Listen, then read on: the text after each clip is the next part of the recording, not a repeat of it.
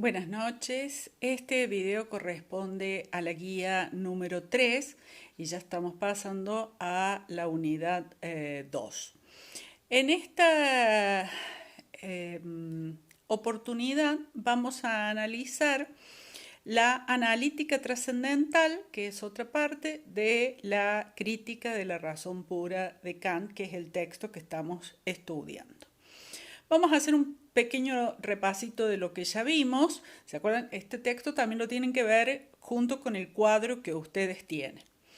En la primera línea del cuadro habíamos visto que la parte que estudia la sensibilidad, que es la estética trascendental, allí se estudia justamente esta facultad, la sensibilidad, y la sensibilidad tiene una parte receptiva, que es los datos de los sentidos, y una parte a priori activa, que es las formas de espacio y tiempo.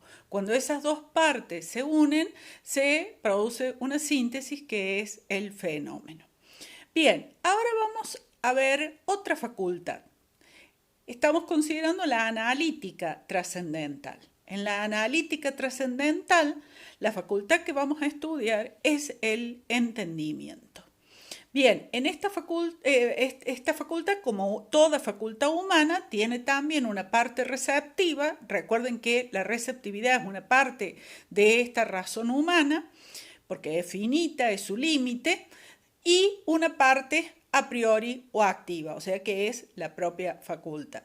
Esa parte receptiva del entendimiento va a estar dada por el fenómeno, que es el fenómeno que ha constituido la sensibilidad. El entendimiento lo recibe. Ese fenómeno es lo que pone en marcha a esta facultad. Y esta facultad, a su vez, tiene una parte activa y son las categorías. Cuando estas categorías se unen con los datos, con el fenómeno, entonces obtenemos los objetos. Es decir, que los objetos son una síntesis que produce el entendimiento, cuando ha unido el fenómeno con las categorías. Y la ciencia que se va a hacer posible aquí es la física. Bien, esto es lo que vamos a desarrollar, esta segunda parte de la analítica trascendental, es lo que vamos a desarrollar en este video. Entonces, lo que primero tenemos que ver es cómo está constituida, digamos, esta analítica trascendental, cómo está organizada, digamos. Es importante ver la organización de esta obra porque eso nos ayuda cuando tenemos clara cómo está organizada, vamos viendo cómo va siguiendo su estudio Kant. La analítica trascendental tiene dos partes, la analítica de los conceptos y la analítica de los principios. Aquí vamos a estudiar solamente la analítica de los conceptos. La analítica de los conceptos, a su vez, tiene otras dos partes. Una que se va a llamar deducción metafísica. Allí Kant va a plantearse la pregunta, ¿cuáles son los conceptos que hacen posible el pensamiento? ¿Sí? Y después una deducción trascendental es cómo se refieren las categorías a los fenómenos para producir los objetos. ¿Sí? Entonces tenemos esas dos partes, cada una respondiendo a un interrogante. Bien, vamos a aclarar algunos términos para que podamos entender con claridad. Primero el término concepto. ¿Sí? El término concepto es un término, digamos, que es clave aquí en la analítica trascendental.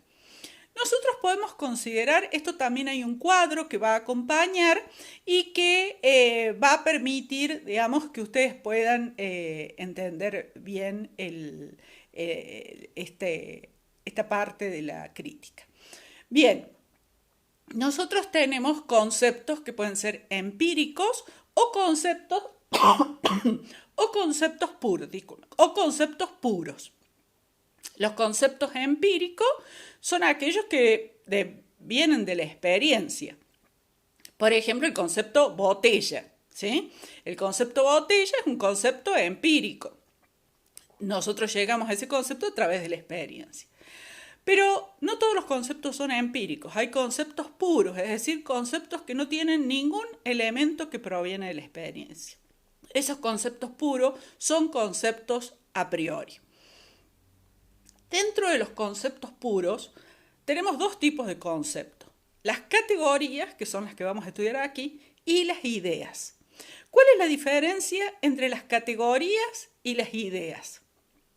Las categorías son aquellos conceptos que están en el entendimiento y que pueden ser aplicados a los fenómenos para poder constituir los objetos, ¿sí? Es decir, que las categorías se pueden aplicar a los fenómenos y son los que estas dos cosas unidas nos van a dar los objetos.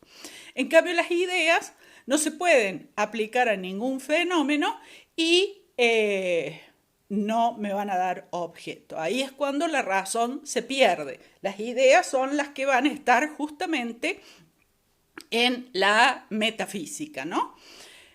Entonces ahora nos quedamos con las categorías. Entonces repetimos la noción de categorías. Son conceptos puros que están en el entendimiento y que vamos a ver que son aquellos conceptos que nos permiten pensar, ¿sí? Entonces, aclarado esto, porque cuando hablamos de categorías y decimos que las categorías son conceptos, no nos estamos refiriendo a cualquier tipo de concepto, ¿sí? Son conceptos puros, pero son conceptos puros que se pueden aplicar a fenómenos. Bien, los conceptos, ¿sí? ¿Qué es lo que hace un concepto? ¿Qué es lo que hace un concepto? Bueno, la función de un concepto es justamente la de orden. Ordena varias representaciones y las coloca bajo una unidad que es superior, ¿sí? Es decir, que nosotros tenemos una pluralidad de representaciones, el concepto las reúne y las pone bajo una unidad. Eso es lo que hace un concepto, esa es la función de un concepto. Y los conceptos siempre son predicados de un posible juicio, ¿sí? Entonces, esto lo lleva a Kant, que hay una relación entre pensar y juzgar, ¿sí? Para Kant, pensar equivale a juzgar. Es decir, que cuando nosotros pensamos, lo hacemos a través del lenguaje concretamente, ¿sí? O sea que los juicios son enunciados, los juicios son entidades lingüísticas. Por lo tanto, sin lenguaje no podríamos pensar. Eso es lo que está diciendo Kant. Entonces, pensar equivale justamente a constituir estos juicios. Bien, entonces tenemos que ver estas categorías porque son muy importantes, porque estas categorías no son cualquier concepto. Estas categorías son las formas del entendimiento, ¿sí? Son estructuras que están en el entendimiento que nos permiten pensar. Esos son estos conceptos. Entonces, son conceptos claves. Bien, entonces nosotros habíamos dicho que la sensibilidad intuye, ¿sí? ¿Y qué es intuir? Es una captación inmediata, ¿sí? Es decir, directa. Se intuye el fenómeno, una captación inmediata, directa. En cambio, el entendimiento, ¿cómo trabaja? No hace una captación inmediata como la intuición, porque además la única facultad que puede intuir es la sensibilidad. Por lo tanto, el entendimiento no puede intuir. El entendimiento es una captación mediata, ¿sí? ¿Qué quiere decir? Si inmediato es directo, mediato quiere decir que es por medio de. Es decir, que el entendimiento trabaja por medio de. ¿Por medio de qué? Por medio de los conceptos, ¿sí? Entonces, esa es la diferencia de cómo trabajan la sensibilidad y el entendimiento. La sensibilidad es esa captación directa. En cambio, el entendimiento hace un movimiento, porque es por medio de algo que llega a donde quiere llegar. Y estas categorías, que son estos conceptos que están en el entendimiento, se fundan justamente en esa espontaneidad del pensar, ¿sí? Es allí donde las encontramos, no las derivamos de la experiencia. El entendimiento no las adquirió por la experiencia, ¿no? Sino que están fundadas en esa espontaneidad. Bien, entonces Kant dice, bueno, si nosotros queremos saber cuáles son las categorías, o sea, cuáles son el listado de conceptos que nos permiten pensar, no podemos hacerlo aleatoriamente. ¿sí? No podemos hacer un listado y después decir, nos olvidamos de poner tal categoría o nos olvidamos de poner tal otra. O sea, eso no se puede hacer. No tiene sentido. Entonces tenemos que obtener a esas categorías de un modo sistemático. Entonces, Kant dice, sí, pensar equivale a juzgar, es decir, hacer juicios, enunciados, y todo concepto es el predicado de un posible juicio, entonces si nosotros tenemos claro cuáles son los juicios, ¿no? Cuáles son desde su función una clasificación completa de los juicios, podemos a partir de esa clasificación de los juicios obtener una clasificación y el listado de las categorías. ¿sí? Es decir, que esto lo va a hacer justamente en la parte que se llama la deducción metafísica. Cuando Kant se pregunta cuáles son los conceptos que hacen posible el pensamiento, él para responder esa pregunta va a inferir las categorías, las va a deducir ¿sí? de los juicios. Por eso ustedes van a encontrar una tabla de los juicios, ¿sí? que es una clasificación de los juicios. Los juicios son la forma que los clasificaban los lógicos de la época de Kant. ¿sí? Y vemos que eran 4 rúbricas para clasificarlos, 4 criterios, ¿sí? según la cantidad, según la cualidad, según la relación y según la modalidad. Ustedes tienen este cuadro en el texto, ¿sí? Entonces, no tiene sentido que lo desarrollemos aquí. Pero, según, por ejemplo, dentro de los juicios, según la cantidad, tenemos los juicios universales, particulares y singulares. Yo les he armado este cuadro y además les he puesto un ejemplo al lado de cada uno de los juicios para que ustedes lo entiendan con claridad. Bien, entonces lo que nos vamos a tener ahora es en este proceso, digamos. Tenemos la tabla de los juicios, ¿sí? Y a partir de allí, Kant va a inferir las categorías. Entonces, por ejemplo, de los juicios universales, va a deducir la categoría de unidad, ¿sí? Entonces, de ese modo, vamos a poder saber cuáles son exactamente las categorías que nos permiten el pensamiento. ¿Cuáles son estos conceptos que nos permiten pensar? Sin estos conceptos no habría objetos y sin objetos no hay ciencia. Por lo tanto, estos conceptos son fundamentales. ¿sí? Entonces, en en esta deducción, nosotros lo que hemos obtenido es justamente el listado de las categorías. Y allí ustedes lo van a tener también, tienen también en el texto la tabla de las categorías. ¿Cuáles son las categorías que nos permiten pensar? Bien, vamos ahora a la otra parte, ¿sí? A justamente la parte trascendental, ¿no? Bien, ahí Kant habíamos dicho que se hacía otra pregunta, que ¿cuál era la pregunta? ¿Cómo? Ya tenemos las categorías. Ahora bien, ¿cómo es que estas categorías se aplican a los fenómenos? ¿Por qué acá tenemos un problema? Acá tenemos un problema porque los fenómenos tienen una parte empírica que es los datos de los sentidos, ¿sí? Y una parte pura, que es la parte a priori, las formas de espacio y tiempo. Y las categorías solamente son conceptos puros. Entonces, ¿cómo puedo hacer para unir ambas cosas? ¿Sí? Es decir, hace falta un enlace entre la sensibilidad y el entendimiento, para que ese enlace, digamos, haga posible la aplicación de las categorías a los fenómenos y poder así obtener los objetos.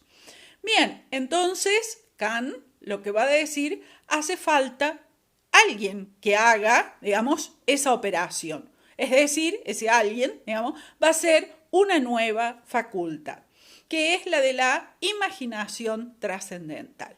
Es decir, que él postula una facultad que después va a ser un poco subsumida por el propio entendimiento, pero esta facultad de la imaginación trascendental, ¿cómo opera? Opera como un puente, como un enlace entre la sensibilidad y el entendimiento. Es decir, que va a ser posible que las categorías se puedan aplicar a los fenómenos. Si no, no hay modo de que los fenómenos puedan ser subsumidos bajo las categorías. Cuando hablamos de imaginación, aquí tenemos que tener cuidado de no entender primero lo que entendemos cotidianamente por imaginación, de ser algo creativo, no tiene nada que ver con eso. En la época de Kant se entendía imaginación en un sentido como imaginación reproductiva. ¿Sí? Un ejemplo, yo estoy observando este cuaderno. ¿Sí? Yo lo observo en este momento, lo estoy viendo, lo estoy percibiendo, estoy viendo cómo son sus hojas, cómo está hecho, si tiene algo escrito, bueno, lo estoy percibiendo. Pero de pronto ya no lo tengo más frente a mis sentidos, ¿sí? Ya sea, por ejemplo, cierro los ojos, pero sin embargo yo puedo recordar aquello que percibí. Bueno, eso es la imaginación, eso es la imaginación reproductiva. Simplemente yo ya no estoy en presencia del objeto, sino que ahora lo puedo reproducir en mi mente. ¿Sí? Entonces esa es la imaginación reproductiva. Y esta no es la imaginación trascendental. La imaginación trascendental no es reproductiva, la imaginación trascendental es productiva. ¿Sí? ¿Por qué es productiva? ¿Qué produce esta imaginación trascendental? Produce síntesis. ¿Sí? Produce nuevas síntesis. ¿Qué tipo de síntesis? Y bueno, es la que justamente, porque nosotros ¿qué tenemos? ¿Qué nos dejó la sensibilidad? Esto que llamamos fenómeno. Entonces, una multiplicidad de representaciones sensibles, ¿no? Tenemos muchas representaciones sensibles. Lo que hace la imaginación trascendental es juntarlas, reunirlas en una unidad. ¿Sí? Y esas representaciones reunidas en una unidad es una síntesis. Y entonces deja preparada esa síntesis para que después el entendimiento pueda justamente aplicar las categorías. Entonces, esta imaginación trascendental hace de un enlace, de un puente entre el entendimiento y la sensibilidad. Nosotros pensemos que un objeto es una especie de síntesis de síntesis. ¿Sí? Primero tenemos la síntesis del fenómeno. Después eso se une con otros elementos y la síntesis de la imaginación trascendental. Y después eso se une con las categorías y tenemos el objeto. Entonces siempre es síntesis de síntesis. Kant es el filósofo de la síntesis. Bien, ahora, para que todas estas síntesis sean posibles, ¿no? Porque todo este mecanismo de síntesis se pueda llevar a cabo, hace falta que haya algo que enlace todas mis representaciones, ¿eh? Algo que sea como una especie de síntesis originaria, ¿sí? Bien, entonces la pregunta es, ¿qué es lo que enlaza mis representaciones? O sea, ¿qué es lo que hace posible que se puedan hacer todas estas síntesis, ¿no?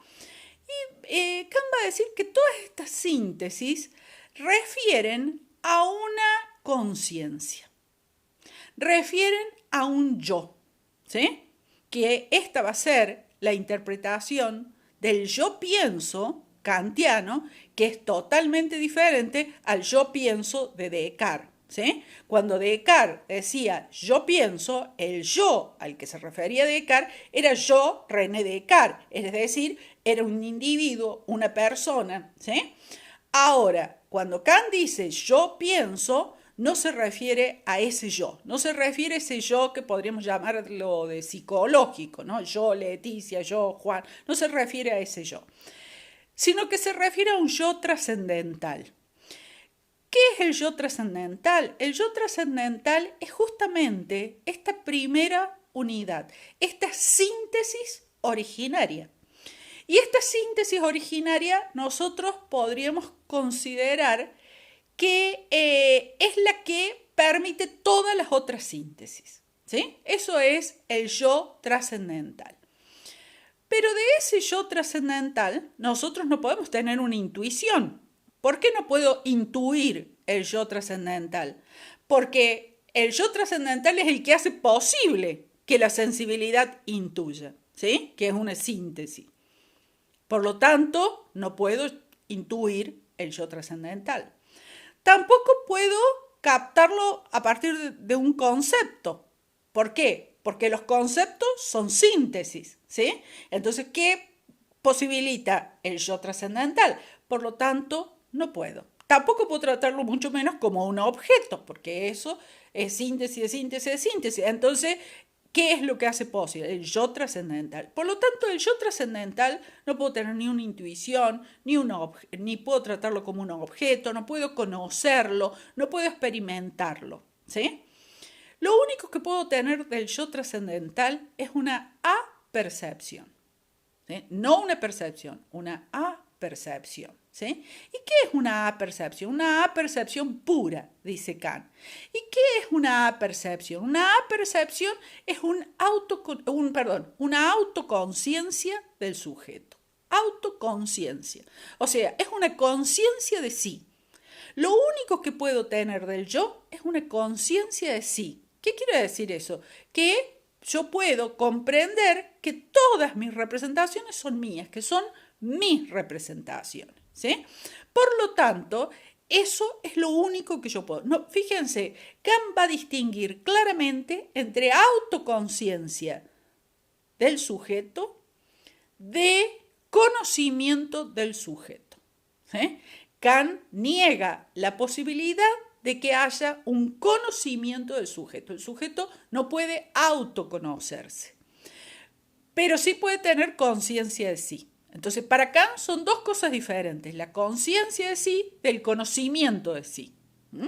Entonces, para Kant podemos tener esta conciencia del yo trascendental. No podemos conocerlo. ¿Por qué no podemos conocerlo? Porque en realidad el yo trascendental es el que hace posible todos los conocimientos. Todo el conocimiento científico es posible gracias al yo trascendental, que es la síntesis originaria. Entonces no podemos conocerlo, ¿sí?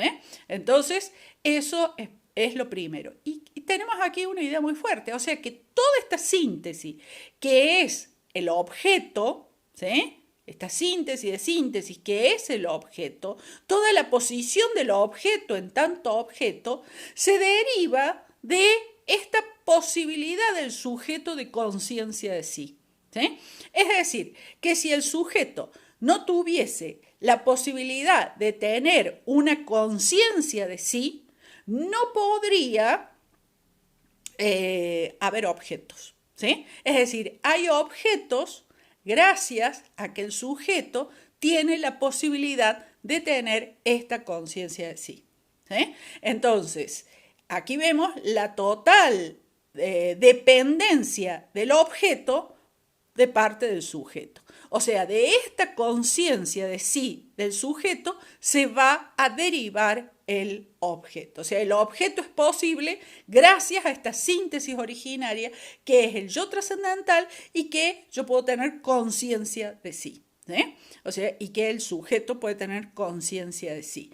Entonces, estas son las nociones fundamentales que Kant va a desarrollar en la analítica de los conceptos, que es una parte de la analítica trascendental. En los próximos videos vamos a ver las otras partes de la analítica trascendental. Bueno, buenas noches y nos vemos en el próximo video.